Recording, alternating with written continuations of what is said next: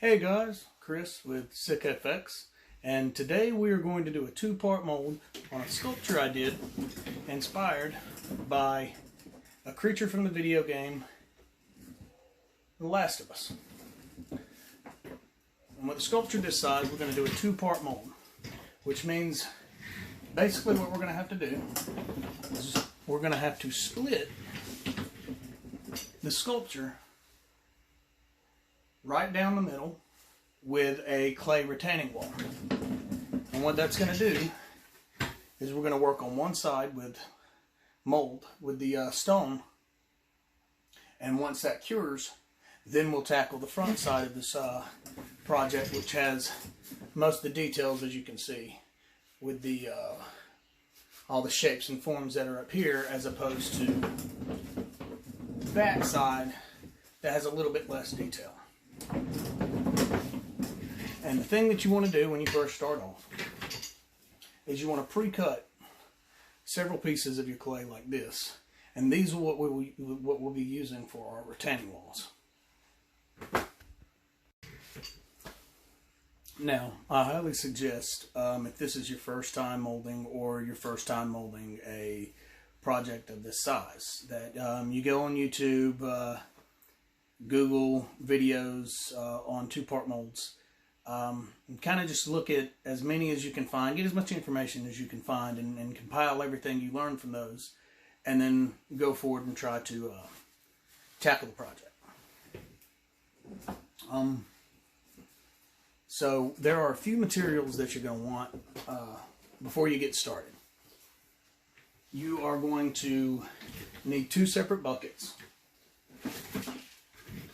One for your gypsum, your stone, to mix with water. A bucket, empty bucket for water, because you're going to want to wash your hands off, because you definitely don't want to wash this down the sink. It will destroy your pipes. So you'll need a bucket full of just regular water so that you can wash your hands. A mixing bucket. Some people like to use burlap. Some don't. I prefer to. So I've got a bag of pre-cut pieces of burlap, and what that'll do is once we're got a couple layers of our stone on, you then start layering on burlap, and it will help strengthen, because you're going to do a lot of prying on these pieces, and you don't want your stone to break. Lord knows I've had several molds break, and you just got to throw them away. Some other things that we will want is some clear coat. And what we'll do with the clear coat is we will spray down the whole form. And what that does is it creates a coating.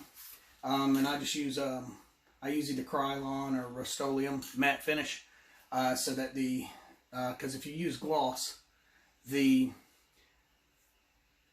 mixture will start beating off and it'll start separating. So with the matte finish, it kind of sticks a little bit better. But you'll do about 3 coats on your clay, and what that does is it'll help it release later from your stone, because it's going to be a little tough to release it. Also, if you have a armature or anything that you're working that's exposed, now I haven't used this is the first time I'm going to use it. We're going to see if it works today. I've seen some videos where they talk about some using PAM on certain pieces that you don't want your stone to stick to and lock down to. So we're going to practice that today, and I'll show you that in the video.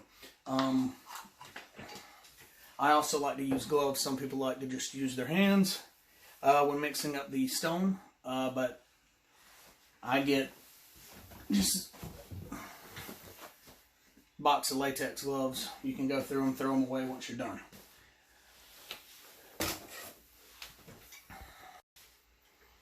Alright guys, we're going to go ahead and break into it. I'm going to start layering up my, putting on my layers so that I can coat this. Mind you, you may want to use a respirator mask, or you definitely want to use a well-ventilated area. I'm working in a room that's got the 2 doors wide open, so it should be enough ventilation. So I'm going to go ahead and start spraying it down. And what you want to do is, like when you're spray painting anything, you want to cover all the surfaces. What you just want to do, just lightly spray it. You don't want to saturate it. But you want to make sure you get everything in there because we want a good coat. If you get it on there too thick, you'll start to lose too much detail. So I'm just going around the whole mask.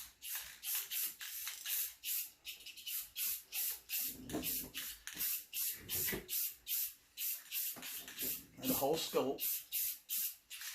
Making sure I get everything.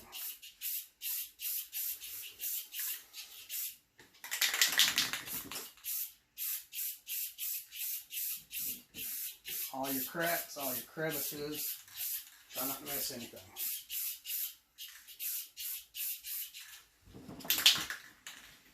Now with the matte finish, once it dries, it's going to be hard to tell where you've hit. So just kind of keep in mind the areas that you've already gone across. You want to make sure you get all up in the undercuts of your, if your sculpt has any undercuts. You want to make sure you get all of those. So what you want to do is, you want to wait a couple minutes, let that first layer dry.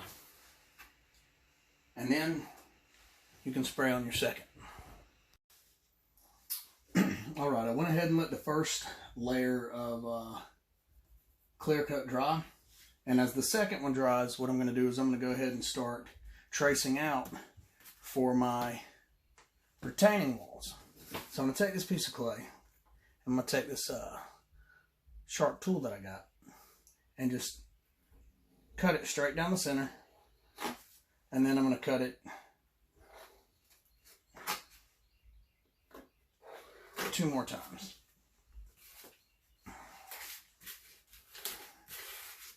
You don't necessarily have to take measurements. If you prefer to, I mean, that's fine. But what we want to do is I'm going to take and I'm going to hold my sculpt, because essentially I'm going to create a line, as I said before, that's going to split this sculpt in half. So I think I'm going to go right about here where the shoulder starts. And I'm just going to take my pieces of clay. I'm going to hold them in front like this and just kind of draw a little line to try to get the basic shape. And what you're going to do is you're going to end up going back and having to reform these as you go. But this is just to get the basic idea of the shape so that you can start pressing down the clay and building up your wall. What you're going to want is you're going to want that clay to touch at a 90-degree angle.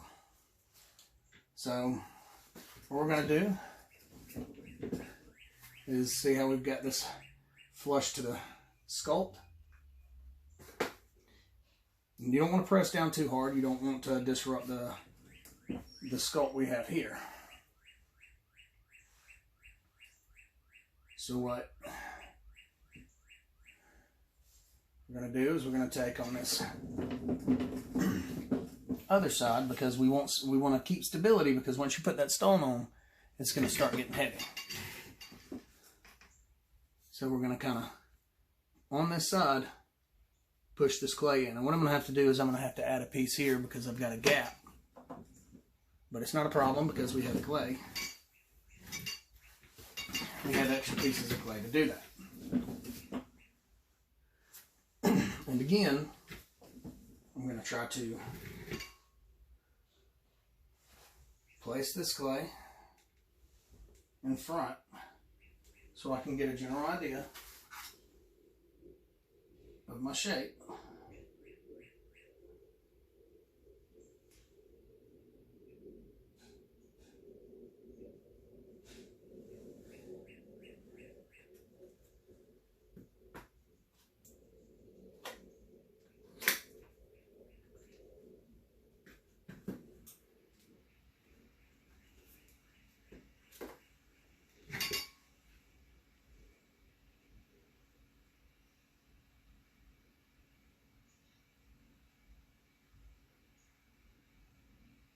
And you can take your thumb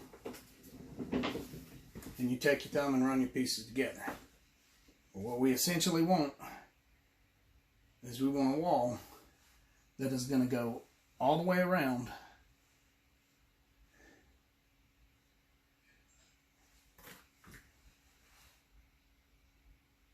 and create that shape that we need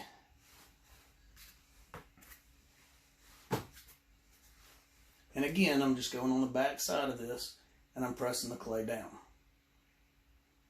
up against my mold or my sculpt.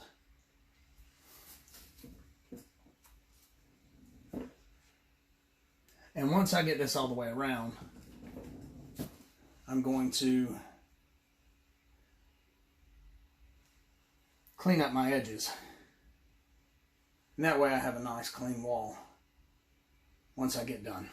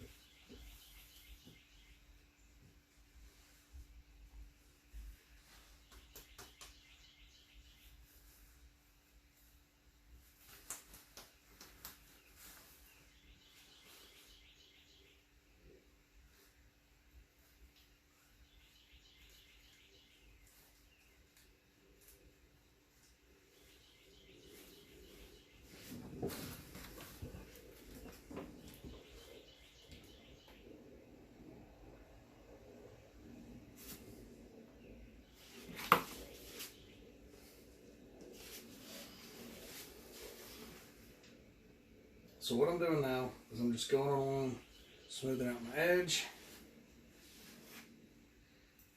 kind of smoothing the clay together, and I'm pressing on this front side. I'm pinching my clay in.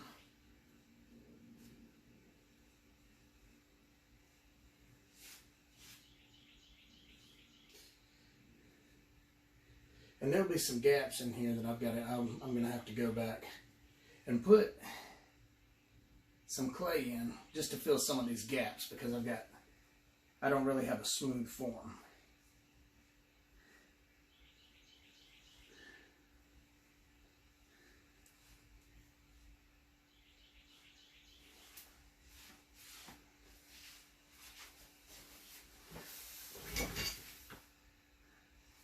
So I'll just go in, take my clay,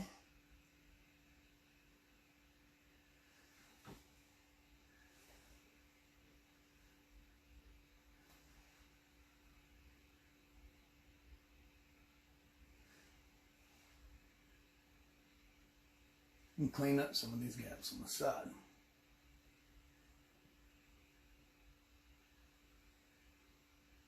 Because the last thing we want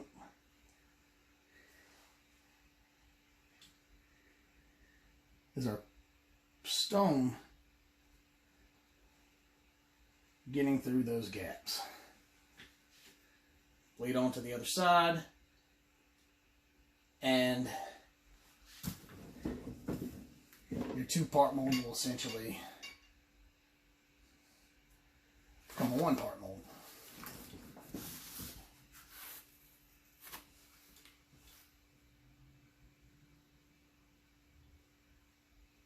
We do not want gaps.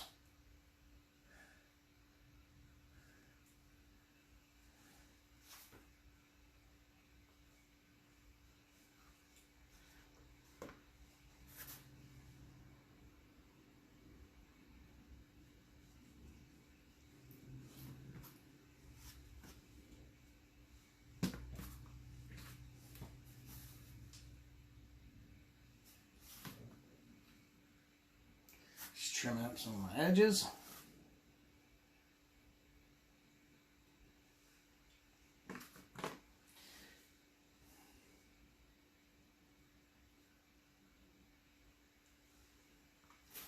And I think right here, I'm just going to thicken this up because I want that wall to be thick. I don't want it to break whenever I'm releasing the mold.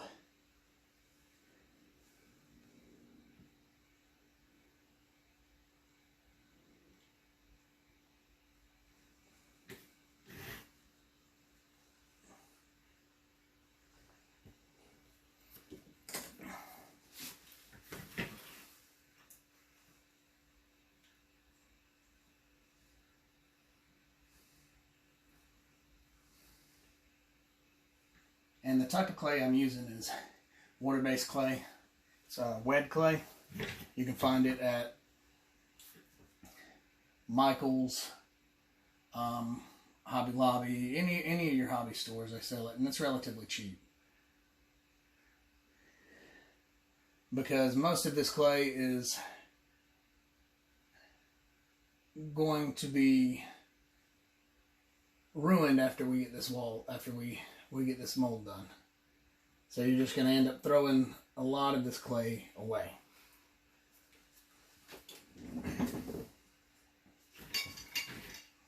Again, just going through here and pushing clay where these gaps are and smoothing it. You want to be careful when doing this not to mess up or disrupt your clay. And when I'm taking the clay that was left over from where I cut my walls, and I'm just kind of pushing it in, and then I'll take my tool in a couple minutes and I'll just clean up these edges.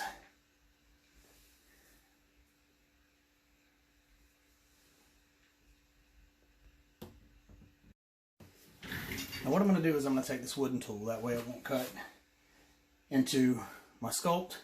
I'm going to take this small wooden tool here and I'm going to smooth out these edges alongside here. because I want it to be as flat as possible. Get any of that excess off and be very gentle, be very careful, and just brush it across. And I'm getting any excess clay that's been pushed onto my sculpt off.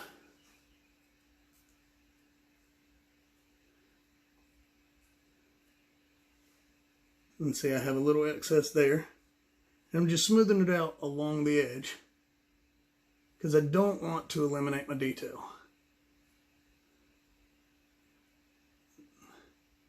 Those places where I had the gaps in clay.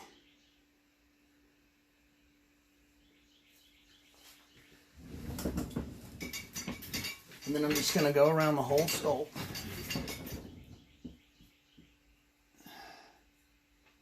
Clearing up that edge. Just lightly running my tool against the edge of my sculpt.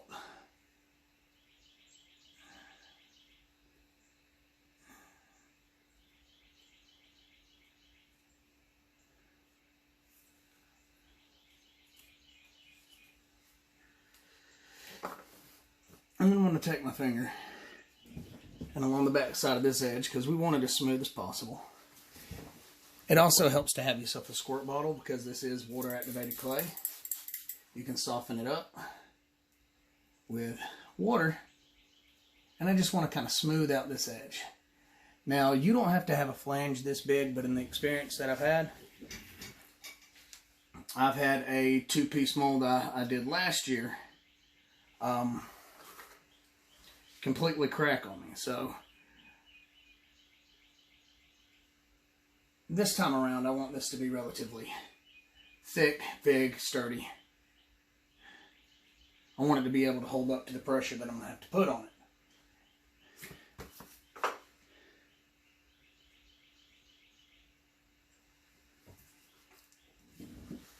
And just again, and I might go along here, along these edges, and just trim this up just a little bit. That way it isn't so big.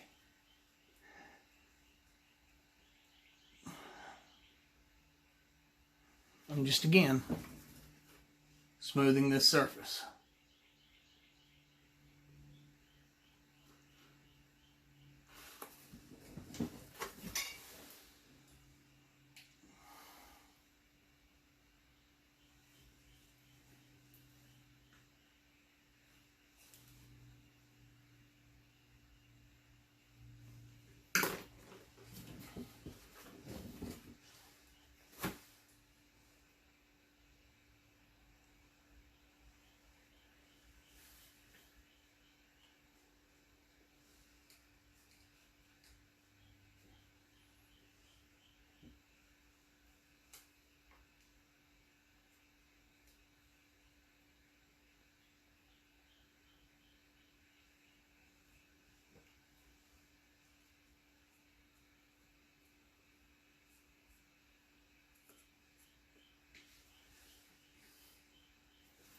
And then what I think I'm going to do on the back side is I've got these extra pieces of clay. I think what I'm going to do is I'm going to cut them into wedges, kind of like this one is right here. And I'm just going to create a brace for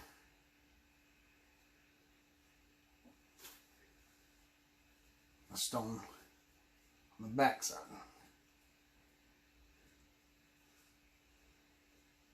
I don't want to press it in. What I do want to do is I just want to make sure that this wall is going to be secure.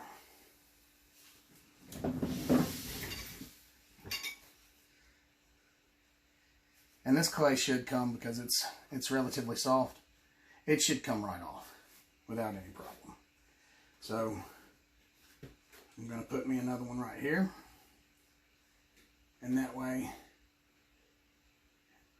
where these are a little flimsy, put another one right here, that way where these are a little flimsy, it can help kind of hold some of that weight up, and this wall won't fall.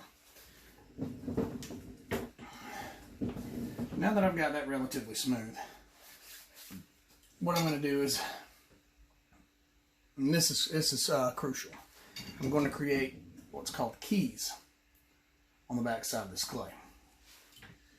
Well, it's the front side for us right now. And you can take anything really, most of the time, anything circular will create a good key. So I have this tool right here that I'm going to use. What I'm going to do, well, let me get something a little more uniform.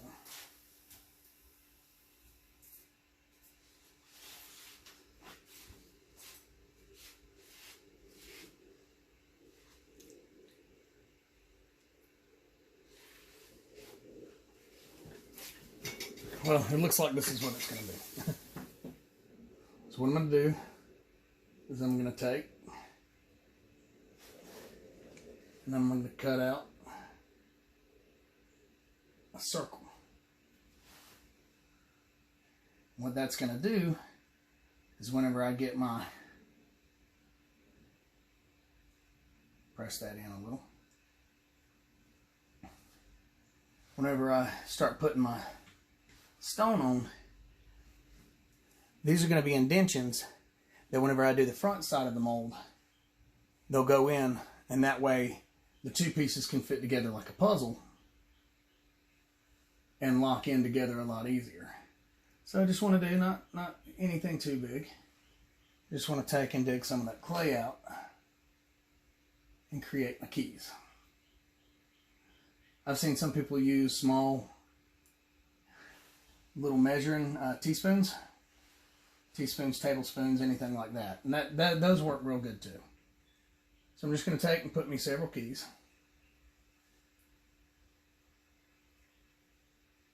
And as I said, that way my two pieces marry together.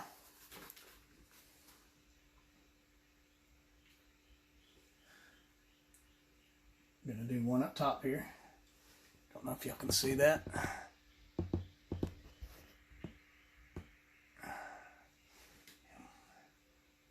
Gonna do one up there.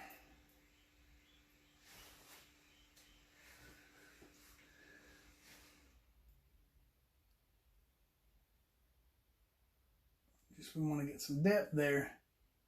That way we've actually got a key, because I've actually had keys that I did too shallow break off.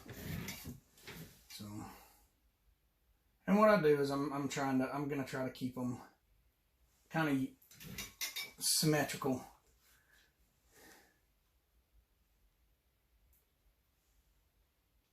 On both sides. And just kind of dig in there. Don't go all the way through. You don't want to go through your wall, because then you'll have to be packing more clay back in there. But you just go about halfway, and you put your finger on the back side of it, and that way you can kind of feel if you're going too far in. But you don't need to go, you don't really need to go extremely far.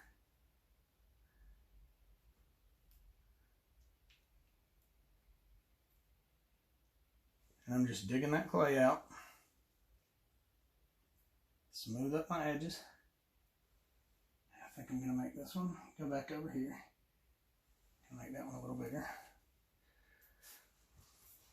Alright, so there you go. Here's my wall, my keys.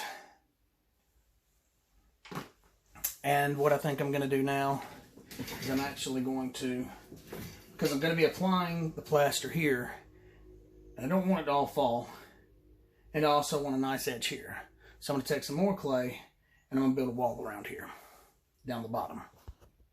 Alright, now that I've got my bottom wall created, and what this will do is this is going to help keep the stone, when it's in its liquid form, it's going to help keep it from dripping all over the place. And it's going to give me a nice edge for my stone mold.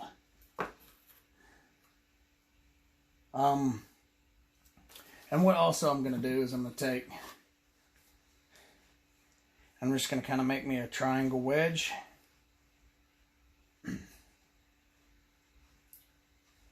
And I don't want to put it directly in the back because I have these vertebrae here. I don't want to put it in the center of the back. I'm going to take, I'm going to press it into here. And into this clay. Because what I want is I want to create a pour spout.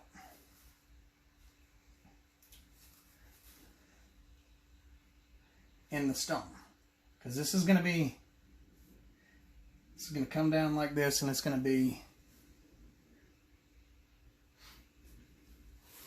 empty. And that way, once this is full with latex, with casting latex,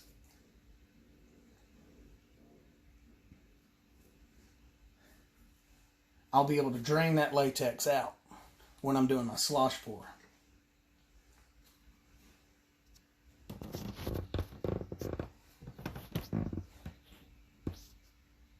Alright, and now that I'm finished with that,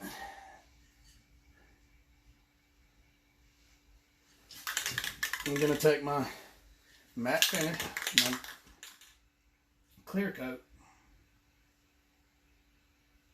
and I'm just going to run over one more time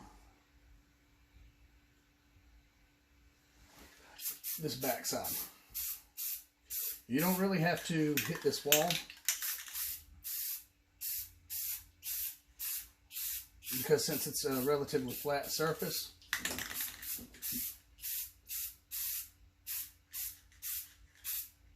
it's going to come off relatively easy. There you have it.